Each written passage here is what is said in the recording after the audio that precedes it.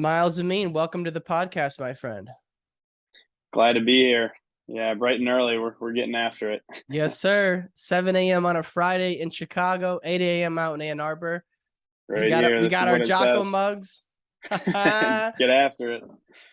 Let's do it, man. I can't even imagine what kind of a whirlwind it's been for you since Tokyo through Team 100, winning the Big Tens as a wrestler and as a team, to Little Caesars, to winning the Euros, man. It's like, what's it been like for you the past year and a half? It's been a roller coaster. That's the best way to describe it, I would say.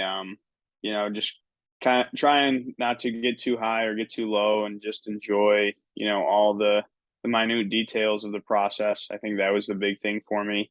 And why I think I've had a lot of success was just I've really loved everything that's happened this past year and a half, not just, the big moments, but, the disappointing moments as well. And kind of learn to grow from those experiences. And so, yeah, I mean, to answer your question, I think this last year and a half has just been, one of the best of my life. Yeah, I mean, every chance I look on Instagram, it's you're at a Michigan football game, or you're driving around San Marino, or you're like at Congress. It's like, man, it's just awesome. It's awesome to see, man, because wrestlers, we always don't get that kind of attention. So let's just start. How did you end up wrestling for San Marino? So it happened back in the summer of 2018, I believe. 2017 was when I reached out to them, but 2018 was kind of the first year where we had some contact, and we went over to San Marino and did like a tryout. But before that could happen, my heritage is my grandfather is 100% San Marinese, and he was born and raised in the U.S., but citizenship is passed down through your kids. And my mom, that's her dad, so she passed down citizenship to my brother and sister and I. And so it actually wasn't that hard of a process. I mean, really, what it was is I was 18 at the time, so I had just gotten my San Marinese passport, um, which was something that my sister and brother did as well. So it had nothing really to do with wrestling. And Stevan Micic, Dave Habit were at the Cliff Keen RTC. Stevan was obviously on the Michigan wrestling team, but they were wrestling for Slovenia and Serbia, and so they were a little bit ahead of the ball game here. Mm-hmm. And they were two of my closest friends, still to this day. And I remember thinking like, hey, it'd be kind of cool if we could all just travel the world together, and wrestle and compete on all these international stages. So I reached out to somebody who had a contact that was a local San Marinese citizen, but they had a contact over in San Marino, and literally just kind of said, "Hey, I'm thinking about wrestling for San Marino. Is there any way you get me in touch with like the Olympic Committee or whatever they have, whatever organization over there?" And long story short, I think um, to give credit where it's due, my mom did a lot of the process of this, because I was in school, still competing, and yeah, like I said, long story short, we end up over in San Marino, doing a wrestling tryout with the Italian like Greco team, and I don't even know if these guys were senior level. They might have been like junior or cadet, but pretty soon they found out that hey, these guys are legit. They brought over a guy who's actually a Greco like Olympic champ from Italy, to kind of like test the waters with us, and kind of give the thumbs up or thumbs down. And so after that trip, it was a fun trip because basically before we left, they were like, hey, we want you to compete in the European Championships, next April. And so that was kind of the small flame that started the fire. And from that point on, I mean, it's been quite a journey, and I think we're both really happy that we took that trip. Yeah. Dude, what did you do to the Italian Greco team? Oh man, it was fun. Yeah, I was like I didn't really know what to expect. Obviously, I've wrestled now at this point I've wrestled a lot of international matches, but before I wrestled cadet Pan Ams, and I actually was on the Greco team. I wasn't on the freestyle team. And so I had some Greco moves in my back pocket, but yeah, once I got a hold of these guys, I was like, yeah, I mean, I know this is a make or break whether or not I get to wrestle for San Marino. So I was kind of mopping the mat with them. No Yeah. offense to the Italian, whether it was cadet or junior Greco guys. And then so and initially I thought that it was because of your dad's dad, because he was from, is it Lebanon? Yeah, Okay. yeah, And he was an Olympian, right? my Jiddo. He was a two-time Olympian in 52 and 60 for Lebanon. That dude he had to have seen some shit in his day. Like, that's a tough dude right there. Yeah. He's along with the fact that he raised, over, 9 or 10 children. So Yeah. I he mean, had a busy life. yeah. And man, he was important to your dad. And I was just, scrolling through your Instagram before this. There's a amazing picture where it's you before your first state title. And in the background, you got like the Amine Mafia, bro. Like, it's Oh pretty yeah. intense. Yeah, that's one of my favorite. Actually, that's like one of my all-time favorite wrestling pictures because I have my grandpa, or my papa, we call him. He's 100% San Marino. He's in that photo sitting next to my dad's dad, um, who was obviously the one that started the wrestling in my family. Then you have like my uncle, my dad, some of my dad's college wrestling teammates, like his best friend. So I was like, got an army behind me. And the dude you were wrestling that night was like a two-time defending champ, right? Yeah, Justin Oliver, who was a college All-American too, great wrestler, and I had never beaten him before. I was like 0-4 against him, or 0-5, so it was kind of a breakthrough in my wrestling career, winning that match. How did it go?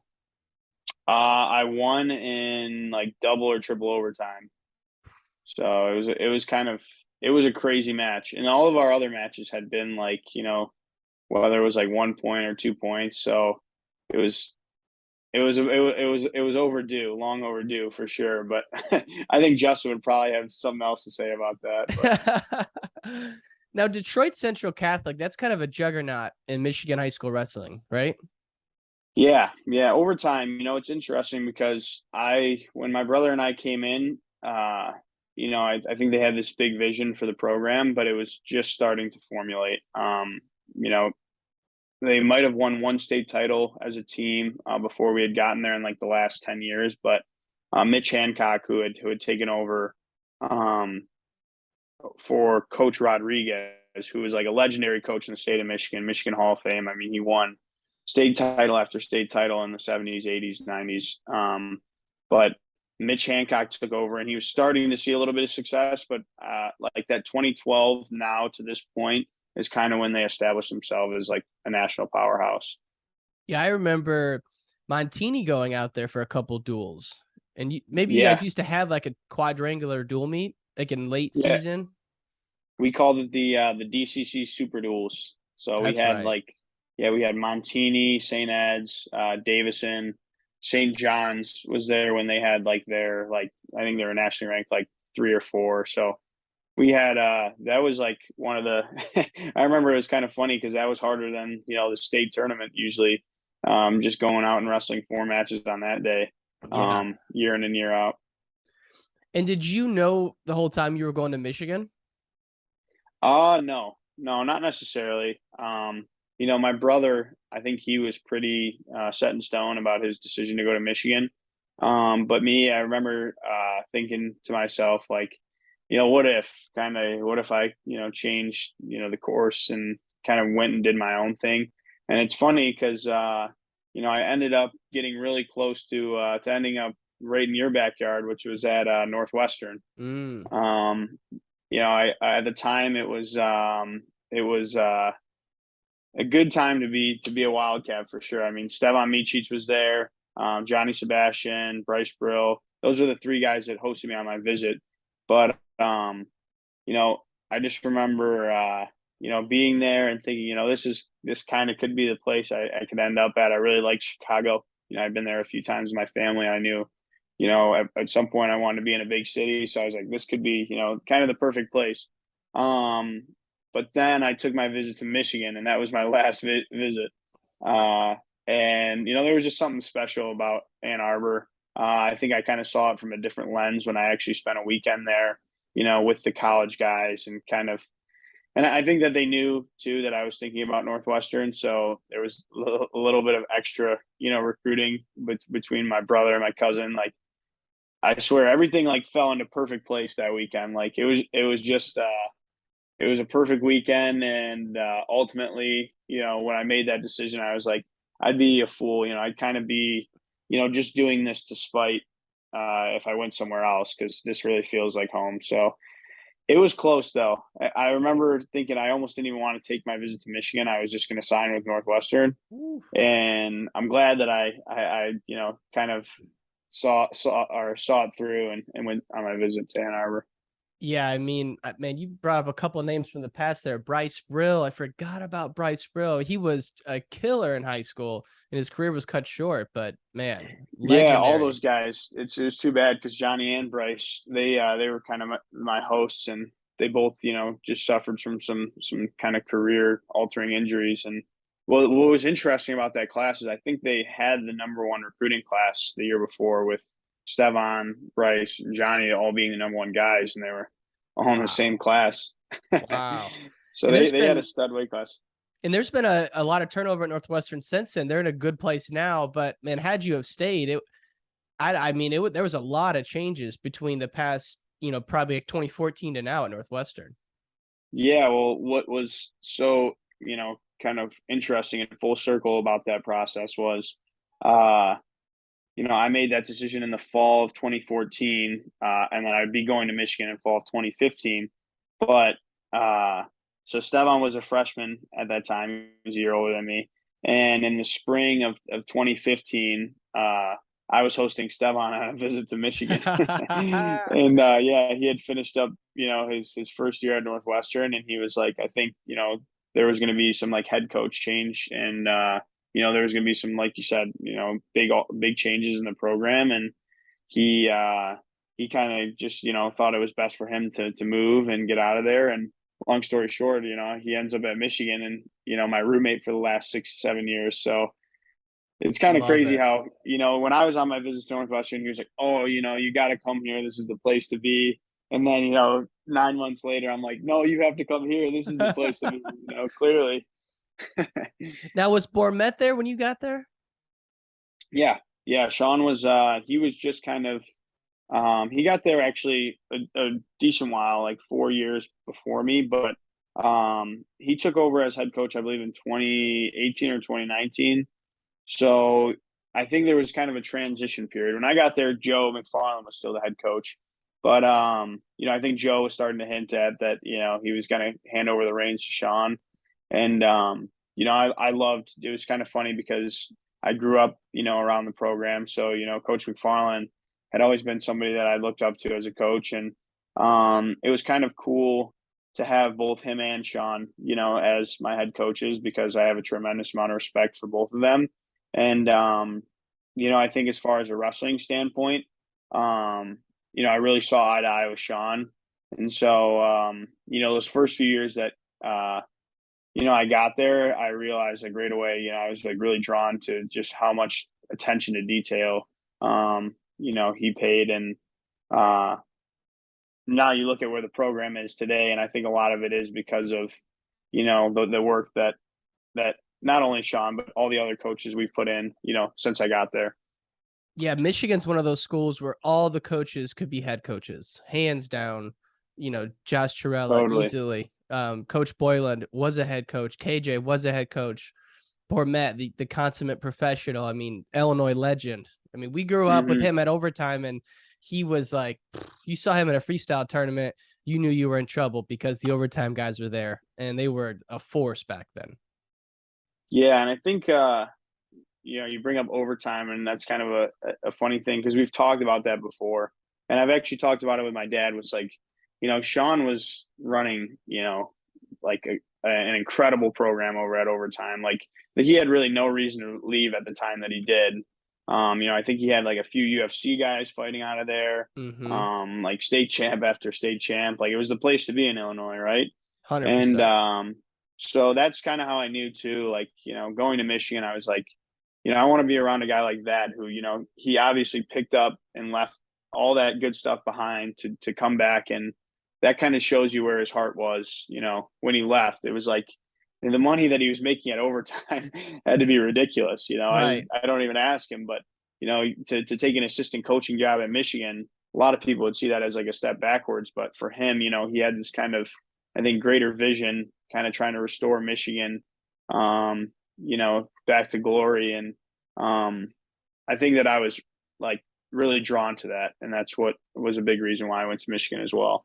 Yeah, I mean, when you think about Michigan, first of all, coolest colors in D1, hands down. Like the Mm, maize and blue is the best. And then you got the big house and all the tradition, and like just look at the athletes have come through there. The great Tom Brady. I mean, even outside of wrestling, it's like that's just a place of champions when I think about Michigan.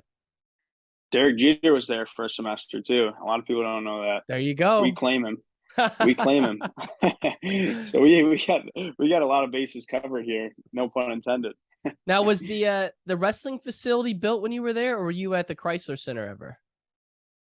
No, yeah, we were at Cliff Keen, or so our training facility was Training the Bonner facility. Wrestling Center. Yeah, that was Yeah, built when you it got was there. yeah, I've been there for a long time, but not that long. I Well, I think that was was back in like 2011 when was it they okay? did that renovation. Yeah. I was trying to think back because I was this is a long time ago, but the Big Tens were there like that year or the year after. And I remember the guy I went with, we went over to Bana to check it out. It's like the first standalone facility besides Cornell. And the place was unlocked. And we just kind of walked around for a little bit and we're like, holy crap, this place is amazing. But I wasn't sure. So it's been that long since that's been up. That's crazy. That's an amazing facility. Yeah, I mean, we haven't had to do too much to it because it was, state of the art when it was built, and it's still pretty state of the art. We have our Absolutely. own weight room, we have 3 mats, high ceilings, all the cardio equipment, hot cold tub. Only thing we don't have is a sauna. And now You that I'm don't a have a senior level sauna. athlete, no, and now that I'm a senior level athlete, I'm kind of like disappointed because it's like, as a college athlete, you kind of gotta, tiptoe around that. But I'm like, all right, come on, guys, we got to get a sauna. Right. That's crazy. Well, whoever put the weight room above that little team room, they every time I go in there to do an interview, I was interviewing Sergey 2 summers ago there for like this Brandon Slade documentary I was doing. Scares the shit out of you. You'll be at mid interview and someone drops like a deadlift and the whole building shakes, man. Yeah, yeah, it's funny that they did it that way because in our locker room it's the same. Yeah, you'd just be like in the locker room alone, and next thing you know, it sounds like the Boom. apocalypse is happening above you. Yeah. Now, before we get to, I can't wait to talk about Sergey, KJ, and all the Olympic stuff. But before we get there, growing up in the Amine household, what was that like, and how early were you exposed to wrestling? Um, this is kind of an interesting story because I you would think at a really young age, but I think it was designed this way that my dad actually kind of like just introduced it in a way that was for us to kind of learn on our own. We started off by playing every sport besides wrestling. And my cousins, they took a little bit of a different approach. My older cousin Jordan and Cameron, they wrestled at a pretty young age, but um, for my dad, I think the big thing for him was to kind of, you know, I'm trying to think of the best way to say this, but he didn't really even tell us that he wrestled, up until we found one of his matches on YouTube when YouTube just came out. And we were like, whoa, Dad, like we found this video of you, and, he was at Michigan. Happened to be the NCAA finals match. But yeah, I think that his kind of goal was to not force a sport on us, to let us kind of figure it out for ourselves. So, like I said, we played football, we played soccer, we played, basketball. But then he said, "Hey, I'm thinking about, being a coach at Brighton. I think we lived in Brighton, Michigan, at the time, and he said, "Why don't you guys come to practice?" So we went to practice, and it's kind of funny because my brother and I, he didn't even start us on the open level; he started us on the novice level, and So, my brother won his first two novice tournaments. I didn't even win. I think I took like second and third on the novice level. And so we went to like one or two tournaments our first year at like 6 or 7 years old. But I remember just thinking like at that time I was like, oh, I couldn't wait to like football season or flag football, soccer. I didn't really fall in love with wrestling right away. But then, as time went on, like I said, my dad was our coach. My uncle Sam was also him and my dad were kind of had this joint coaching at Brighton, the youth program. Hmm. And it was crazy because, looking at it in hindsight, we had like John Fisher, coming in and being, our coach for 2 or 3 times a week. And we would bring in all these guys, even KJ, came and did a camp there, a couple times in a year. And so we had this incredible, coaching staff. And I think that it was taken for granted a little bit, as a kid being, 8 or 9 years old. But that was kind of where, my roots and kind of where it all started. But then, once I got to middle school, um, I still played some other sports. It was kind of funny. I actually was playing, basketball and wrestling in middle school in the same year. Kind How of do you going do from that? basketball. I was going from basketball practice to straight to wrestling practice, doing a doubleheader a couple nights a week. And I had that youth energy, so at the time it didn't seem like anything. And I loved, even if I didn't play on the basketball team, my brother and I would go to wrestling practice and then come home and play one-on-one on our hoop. Like that was just kind of how we were. And it was same, with our neighbors or cousins or whoever, just liked always being outside, being active. Um, but once I made that decision to go to Detroit Catholic Central, my brother was the one who kind of forged that path, because we could have gone to Brighton High School. My uncle Sam was the head coach there, and Oh, so wow. it wasn't like they had a bad program at all. I mean, he actually had built a program that was a state title contender almost every year. And he had won a state title, back in the day with another team in Michigan. So it was a really tough choice to go to Detroit Catholic Central, but just as far as academic as well, they had a great, kind of, they were a little bit more strict, had a little bit more of a regiment, and I think that's something my brother and I needed.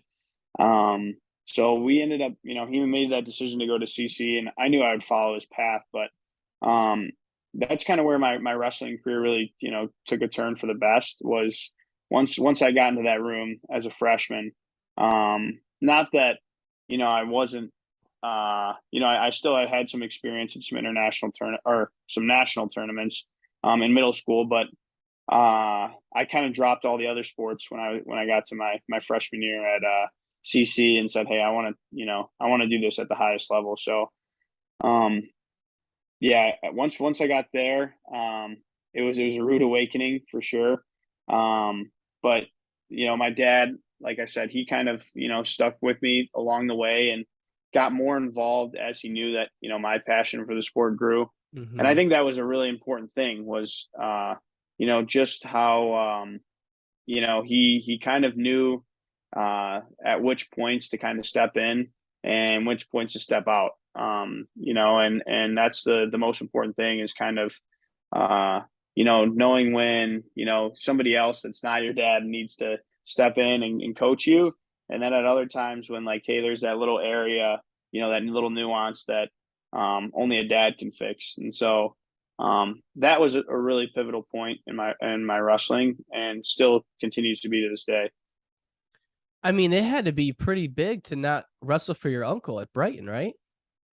Yeah, it was a big deal. I mean, it was a hard conversation to have as a family, for sure. And it's an easier one to have today, because ultimately he sent, his younger son Cameron to Detroit Catholic Central. Oh, So really? yeah, and he was retired from coaching at the time. Um, but yeah, I mean, CC had just built up such a great program over time, and it was kind of like he saw the success that my brother and I had, and I think he knew that that was going to be the best place for Cameron, his son. But what's funny is his older son, Jordan, who's my older cousin, wrestled at Brighton High School, and he ended up wrestling at Michigan, and he had a great career. So I don't think that it was, he could have gone wrong. But it was more so, again, a lot of things people don't see, like the academic, Hmm. stress, they teach you, like, literally their saying, or their mantra is goodness, discipline, and knowledge. So they take that really seriously. They're like, you're in a dress code. I mean, you have just a lot more guidance there, I would say, than a lot of other places. And as a young kid, and especially a lot of wrestlers, right? We're pent up. We have a lot of energy. It's kind of nice when you have some order in your Yeah. life, or you can have somebody, kind of preach order. So that was a big thing. And yeah, we laugh about it today at this point. I mean, it's like, I think we know that we could have gone to Brighton and probably had, similar success. It was just, at the time, it seemed like the right decision. Yeah, I mean, like you said, academically, if you were considering Northwestern, obviously your grades were tip top and all that, because Northwestern, they don't play, nor does Michigan. Um, so was it an all boys school? Yep, it was an all boys school as well. Yeah, Yeah, that eliminates a big distraction too. definitely. I mean, I think back to that. I mean, one of the great powers in Illinois, Mount Carmel, they're an all boys school, uniforms, very disciplined. And I think back to high school and just, I mean, how much distraction girls were. I mean, for every boy, it's not even fair, really. So that would remove a lot of Hmm. distractions. And then I'm sure you guys have one of those, like, national schedules where you're, like you said, you're doing duels with St. Ed's. You got it's really a year round program when you're at a school like that.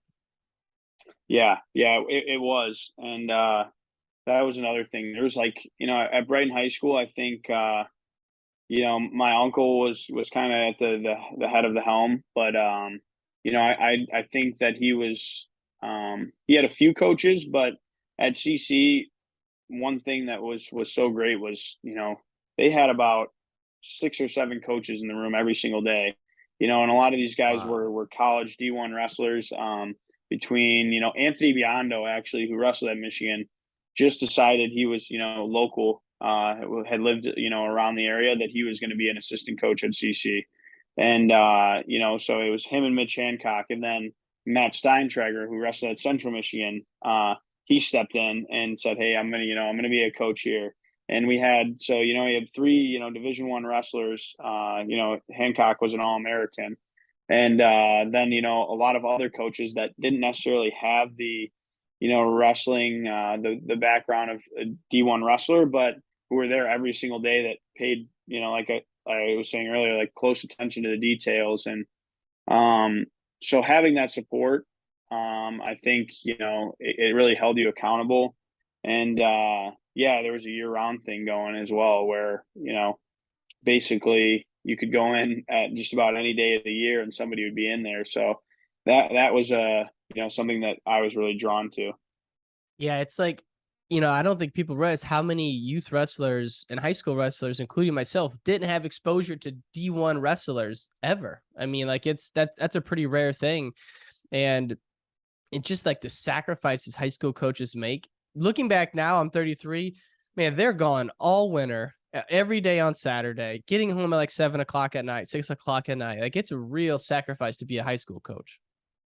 Yeah, yeah, it really is. And I always tell them this, but I'm like eternally grateful for the sacrifices they made, because really DCC was kind of what made me. And they they do it year in and year out with a lot of these guys. I mean, they just sent a few other guys, I think 2 or 3 guys, to Division I schools this past year, but every year it seems like, they're kind of popping out these Division I wrestlers, and it didn't happen by chance. A lot of those guys put in, a tremendous amount of work into, their high school athletes, and it's kind of become more than just, winter sport, or Hmm. semester sport. It's now, like you said, it's year round. It's, these guys are, cutting short their summer vacations to go to Fargo, or, like, in the fall, taking a whole weekend to go to Super 32, training these guys all preseason. So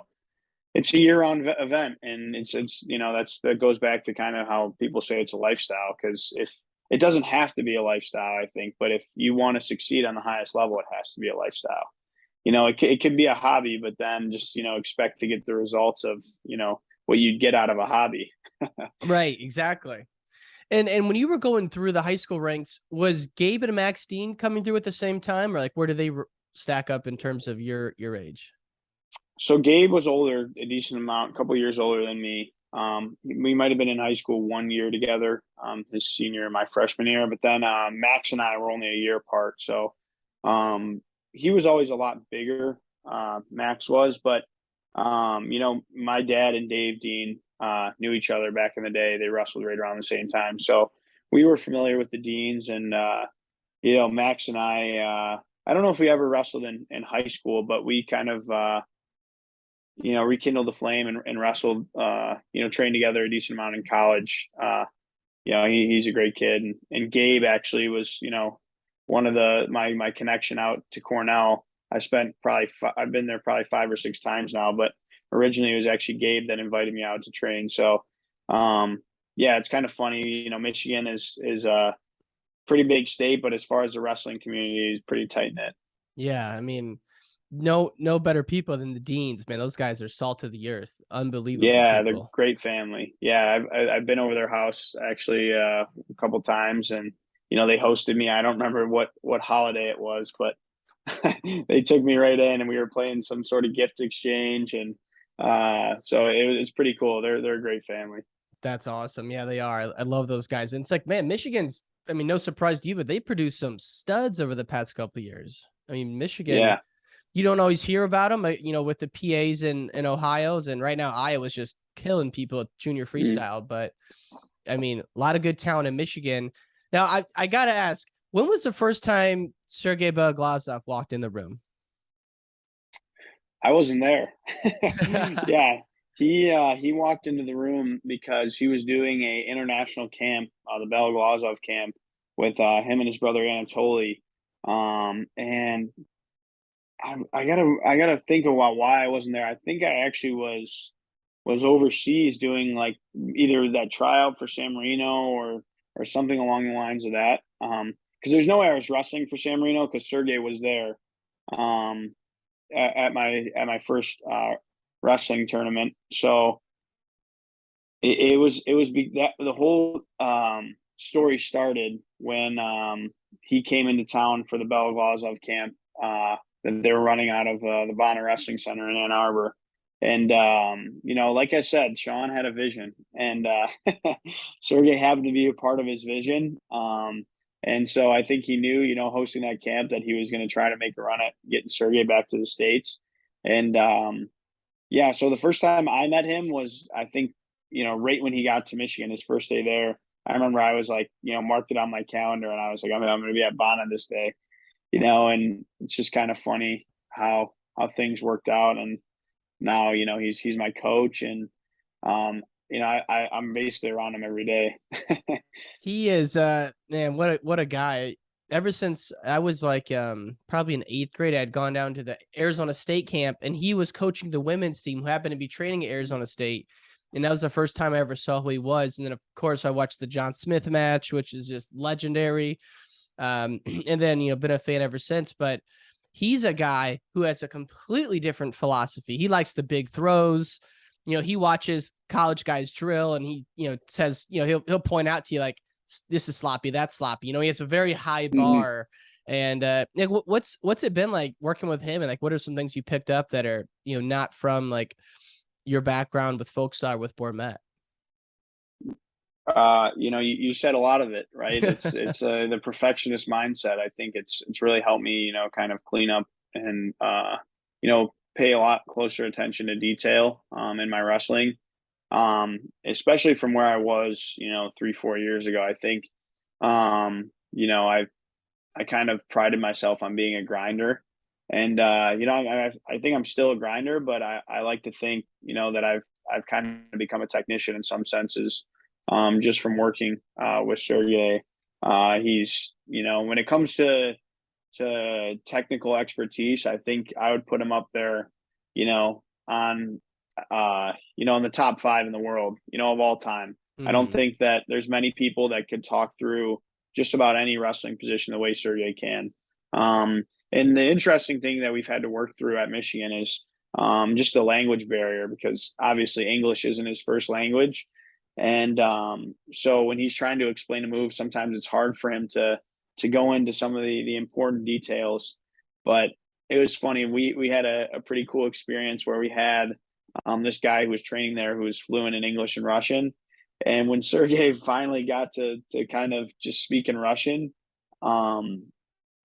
he literally talked for about 40 minutes and had this kid translating, right? And I mean, it was like something clicked in that conversation. Like, this dude knows so much about wrestling. Like, when he finally got to speak his mind, but it was in Russian and the kid was translating, you were like, okay, so it's not just like a few details. It's just like Sergey, can't explain to you in English necessarily. And he's gotten a lot better, for sure. But yeah, I would say Wow, that's crazy. That was it. Rustum umpire? No, it was actually Yuri. This guy, he wrestles for Israel, but he's Ukrainian, and he was training with us last summer after the Olympics. And it was literally like, I kid you not, sat everybody down and was like 40-minute conversation, like talking about like, hey, like you can't just hand fight. Like there has to be hand fighting with a purpose. Like, when I push pull, like fake snap, like I'm trying to go into my next combination, like, and he's like that's what he saw. He was kind of going in on college wrestling a little bit about how he thinks that there's too much hand fighting, not enough scoring. And it was so funny though, because a lot of the points that he was making, I think everybody, even all the college guys, were sitting there and they were like, this all makes sense, like he's like speaking straight facts. It wasn't like, he was just blabbering to blab. And yeah, so I think that it was an adjustment to working with him for that same reason, that, you could hit a move what you think to be perfectly.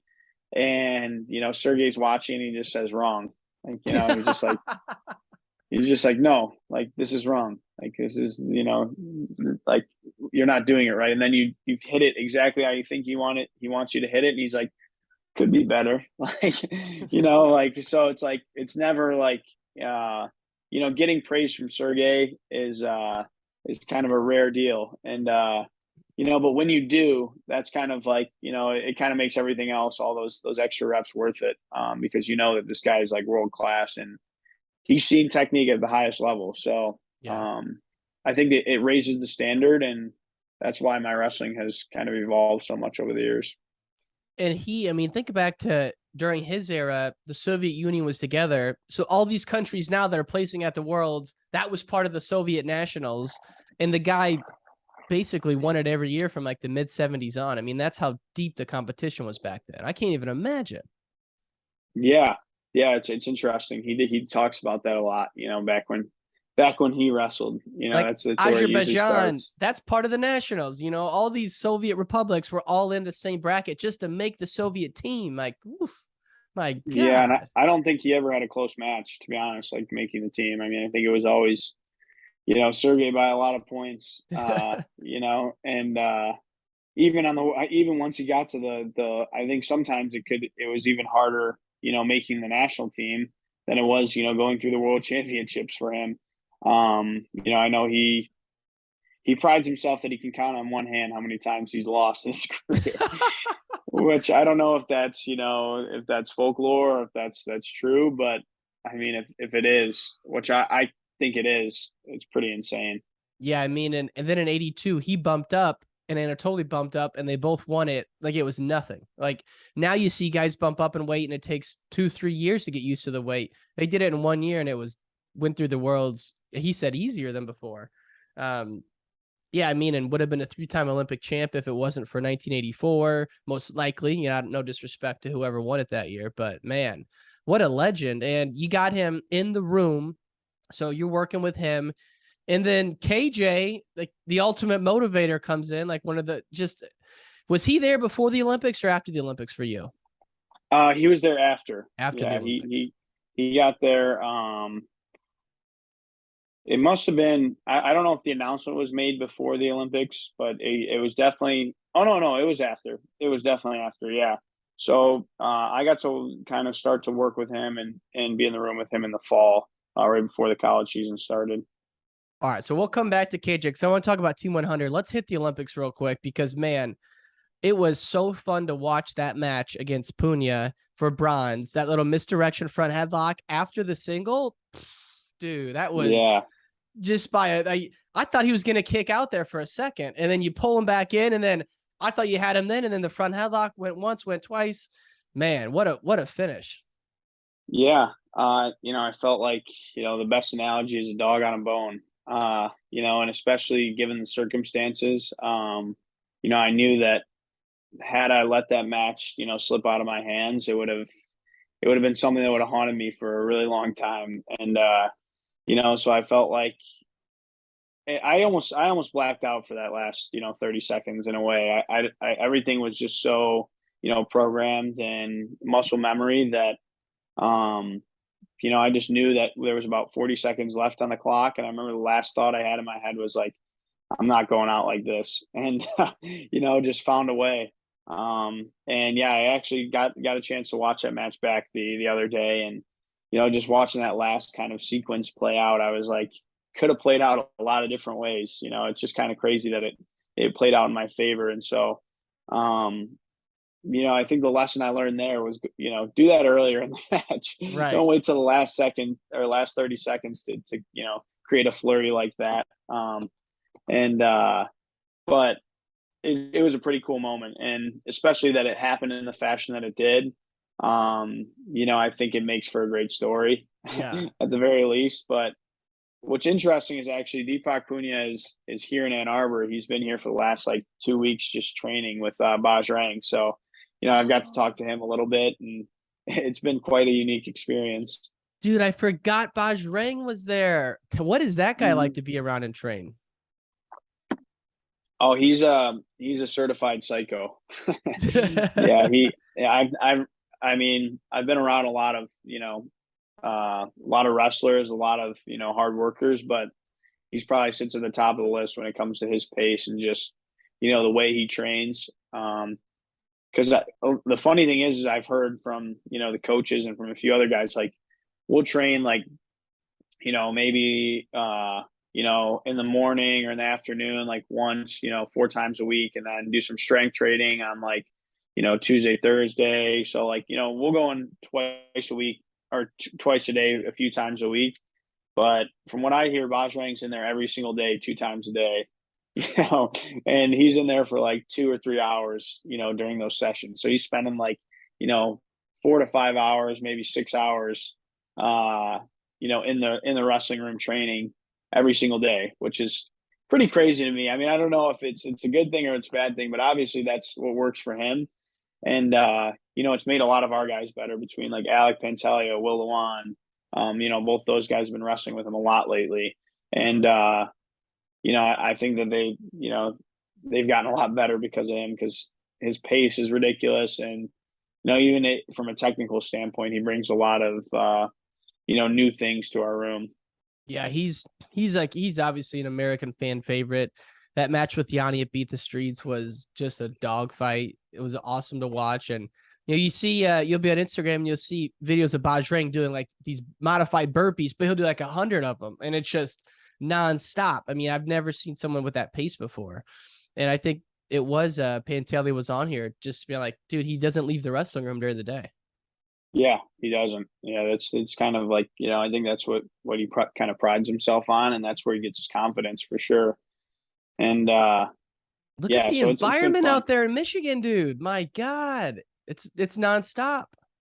Yeah, we try to host as many guys as we can, and especially guys that we think can elevate our own guys. And I think that's something that takes a lot of hard work on the back end, between Sean and all these other coaches, just constantly reaching out, trying to see who we can get into our room. And Right. so yeah, it's something that definitely we're thankful for. And you mentioned something that's interesting.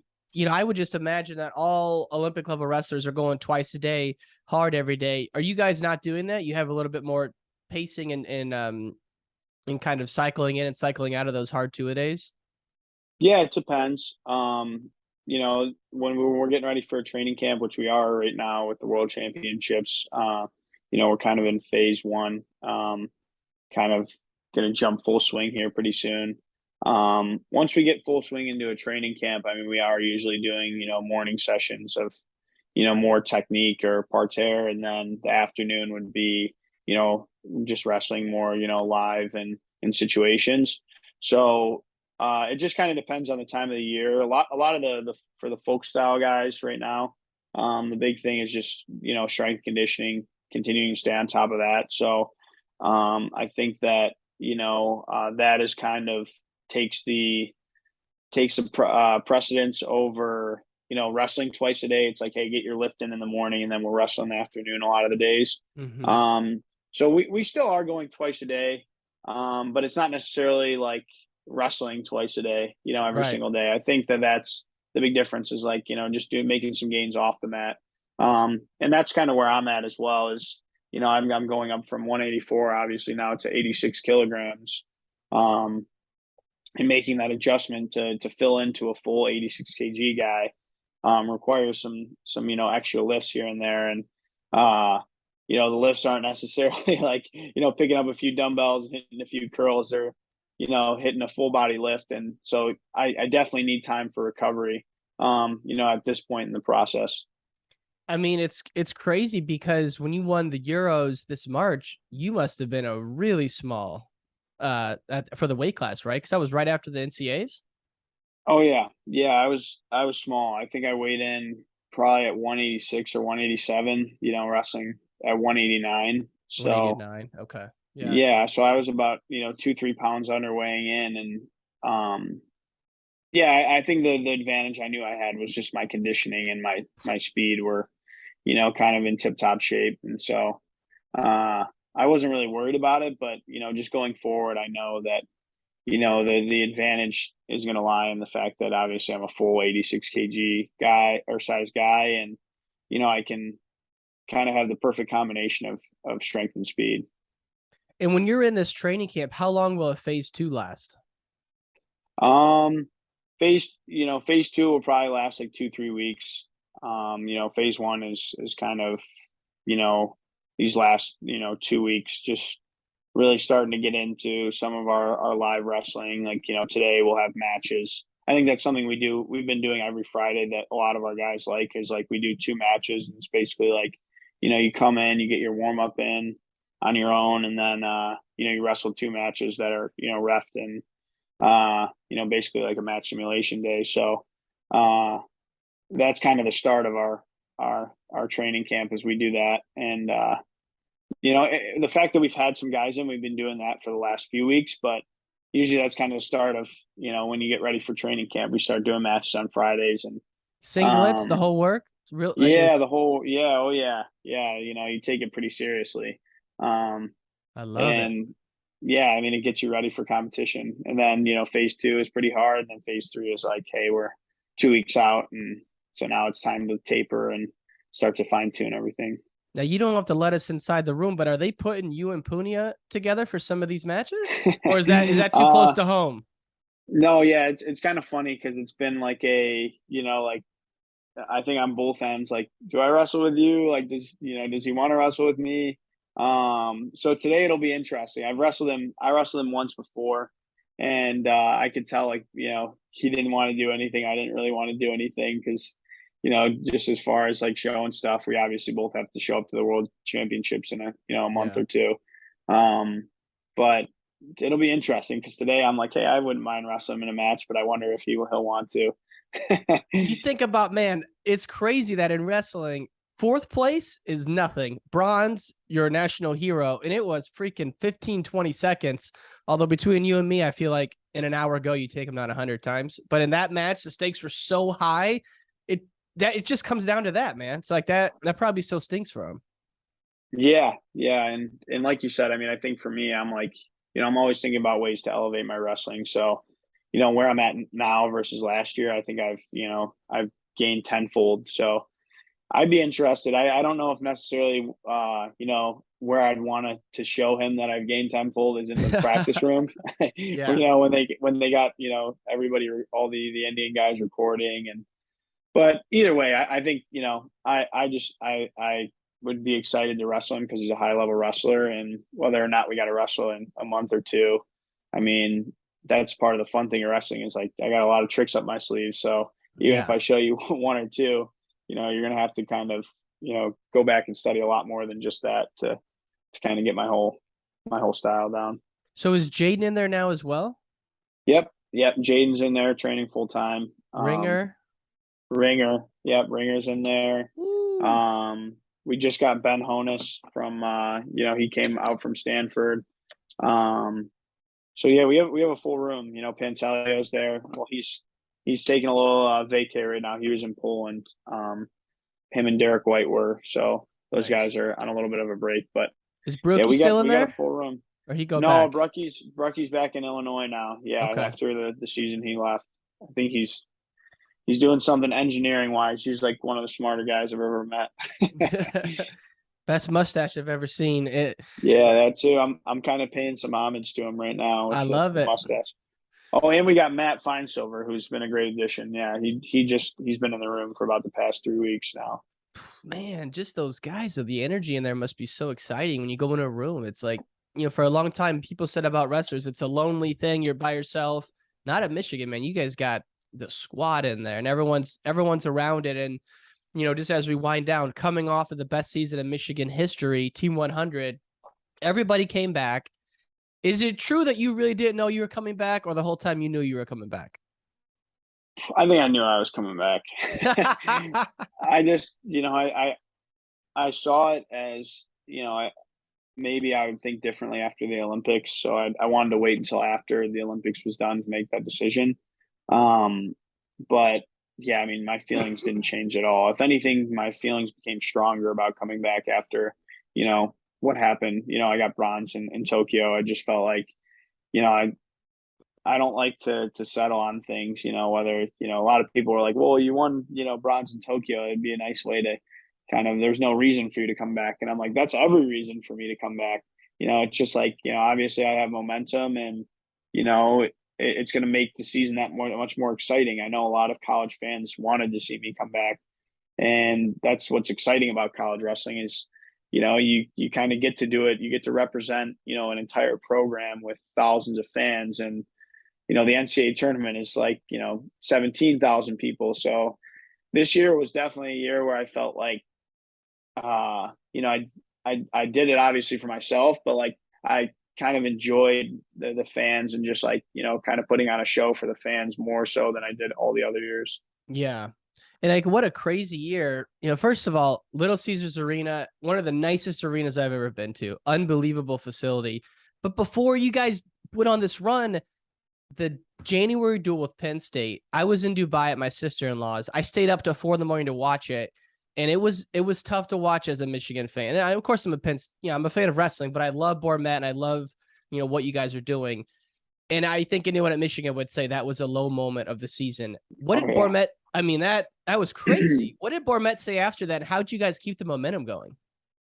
We knew that was going to be our toughest duel of the year. And just because we were hosting them, Penn State, I think that they do really well on the road or at home. It doesn't matter. So, and if you look at a lot of those matches, there were a lot of close matches lost. I lost, I was in on a shot late and just kind of gave it up. Got taken down off my own shot. We had a couple other guys at Cole Matten who got injured, and that was kind of the swing in the duel was, he literally like blew out his ankle, in the first minute of the match and had to give up 6. So there was just a lot of moments that we knew like, hey, this wasn't our best showing, but look at the team we have. We just, we went on the road and kind of, put it on Ohio State, which we have never done really. I can't remember the last time we did that. So we knew that there was some moments that like, hey, it was a little slip up, but I think the big thing we did this year, kind of in retrospect, was leading into the postseason. We kind of changed the way, we trained and really, kind of focused on having, kind of a system of when to pick it up and when to slow down. I think we really tapered off and kind of peaked at the right moment. Mm-hmm. And that was something that, we met up with as a team. So there was just, constant communication about where we were at, or where we were at as a team. And that was what really made the difference. I think this year was just, that communication, and kind of the coaches, knowing that we had such an experienced team with a lot of seniors. I think that made it possible for the coaches to be like, hey, we want to listen to you guys a little bit more, and see what how your bodies are feeling, where you're at mentally. And, had a lot of meetings, and I think that was the difference maker for sure. So not overtraining, because like every Yeah, former exactly. UFC champ, they're like, man, wrestlers, we way overtrained. And like once they get to the UFC, they see that. Penn State, I don't think anyone can accuse them of overtraining. They're always fresh. But some of the other programs, like they're known to overtrain. So you guys made a big emphasis on that this year of not doing that. Yeah, and we that was our big adjustment for sure. I think, and I've always given kudos to Penn State. As much as those guys have been, a lot of my biggest rivals. I really do believe in that kind of training style. Like, I like to go hard, but at the same time, I know that there's science behind the stuff, right? And Yep. when you think you're getting in better shape, sometimes you're breaking down your body, and you're kind of sacrificing that freshness, and it ends up hurting you in the long run. And so I was really interested in kind of that training style. And this year, I think that it was kind of funny because, when I pulled back on the reins a little bit, that was when I would go out there and, get these big wins late in matches, and, feel like I was at my best conditioning. So, Yeah. that's what's interesting about it, is sometimes, there's kind of this race to nowhere where it's like, I can always do something more, but is it, efficient? And a lot of time the answer is no.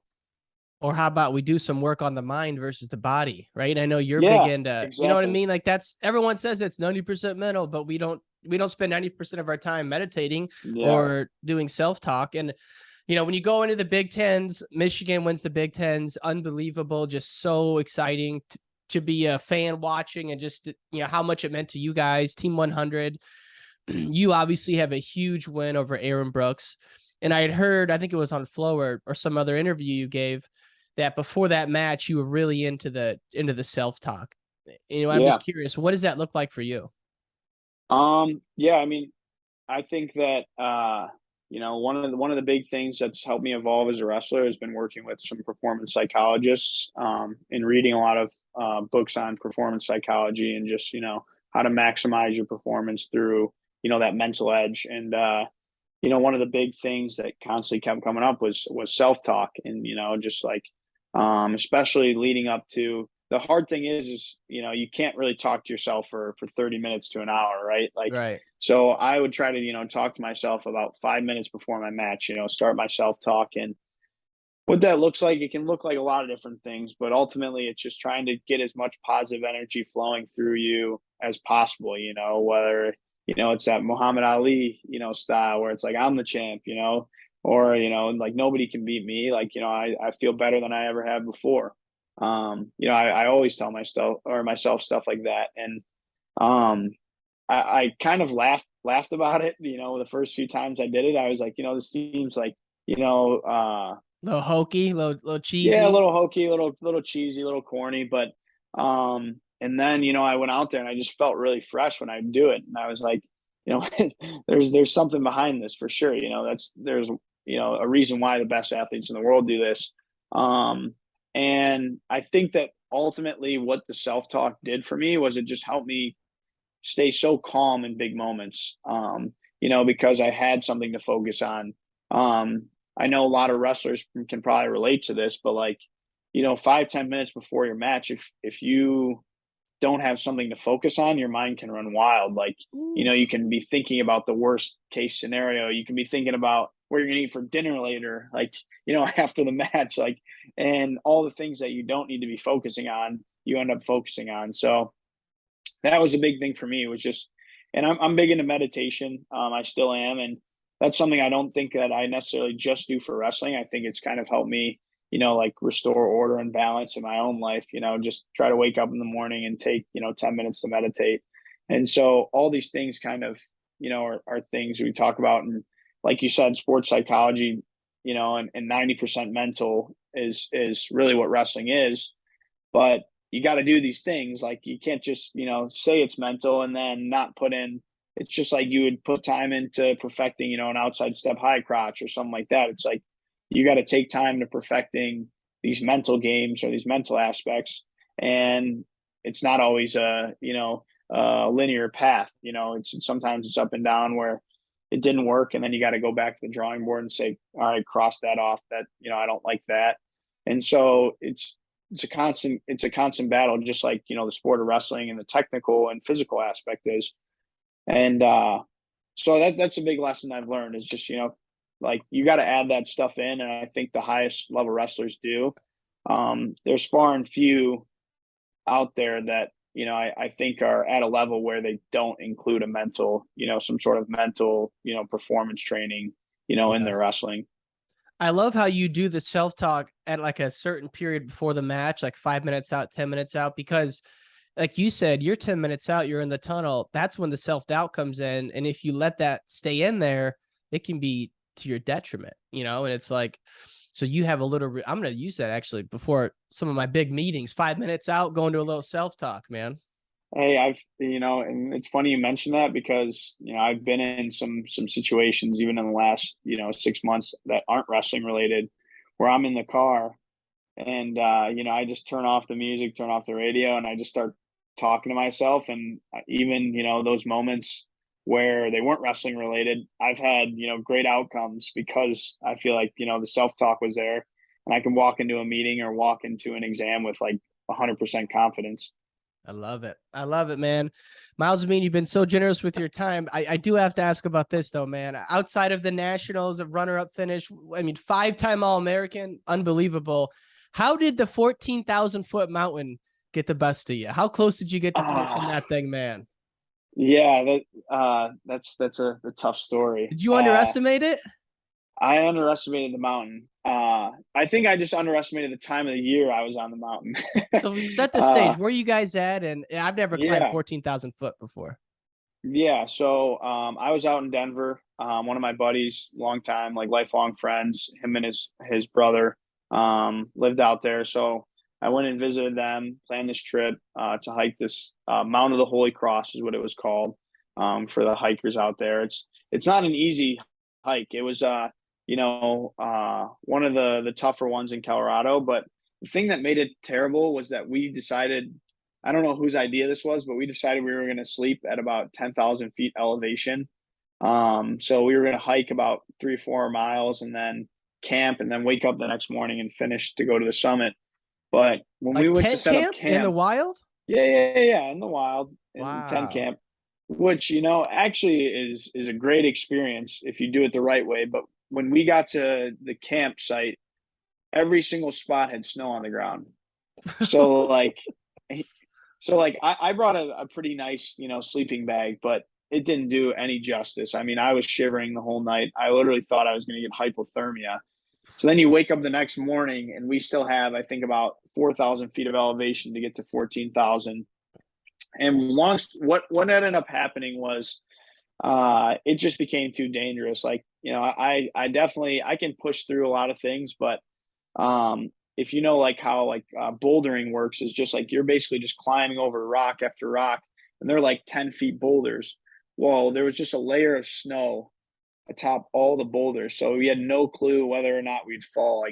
Like what ended up happening, what made my buddy and I turn around is we were at about 13,000 feet, so about 1,000 feet to the summit, probably like an hour left. And my buddy takes a step, and his foot just goes like completely deep into the thing, and he kind of gets it stuck for a second, like pulls it out and starts laughing. And I remember thinking to him like, that wasn't funny, dude. Like if you would have taken both your feet right and stepped, like you might be down like 10 feet and I might not be able to get you out. And then while we're sitting there, we see like these footprints, which ended up being mountain lion footprints. And I was like, yeah, like this isn't our environment. We're going back down. Whoa. Dude, I'm thinking this is like a trail hike. So you're actually like climbing over rocks and shit. Yeah, we got to the point. Well, and that's where the snow kind of screwed us over. Was the trail became invisible, and we kind of just started, like, oh, there's the top. Like that's for sure where the peak is. So let's just keep going up. And there was nobody out there. there actually was a few different groups of hikers that had all the equipment, which was another thing. I had no equipment. Like I did Bro, it you like a were in the typical Michigan wrestler. hoodie. Yeah, I was wearing a Michigan hoodie, like, like Michigan, like team issued sweatpants. Like I saw these other people in snow pants. They had their spikes on, and they literally said to us, like about 500 feet back, like, yeah, there's no way we're going to summit today. It's, the conditions are too extreme. And I remember my buddy and I, like, oh, yeah, these people, they don't know what they're talking about. Dude, And yeah, we got up and then, but it was great for the story. And I'm going to be back out there. Hey, before this year ends, I think I'll summit that mountain. I love it, man. That's crazy that it was like the professionals out there were like people with the legit gear. They weren't even doing it. And you guys were pushing ahead. Yeah, well, I think that's that wrestler mentality. It can kind of sometimes it can be great, but other times it can put you in a lot of danger. And in this situation, I was like, yeah, it probably wasn't the smartest thing to keep pushing through that. We probably could have turned back a few, 100 feet before we did. But like I said, great story Dude, next regardless. time rent some gear, would you? You had like the socks, the wrestler pants tucked into the socks. It was like you were just out for a spring hike. Yeah, well, I think that's kind of what that mentality is what got me as high as I did. I was just like, hey, we're running it. I love it, man.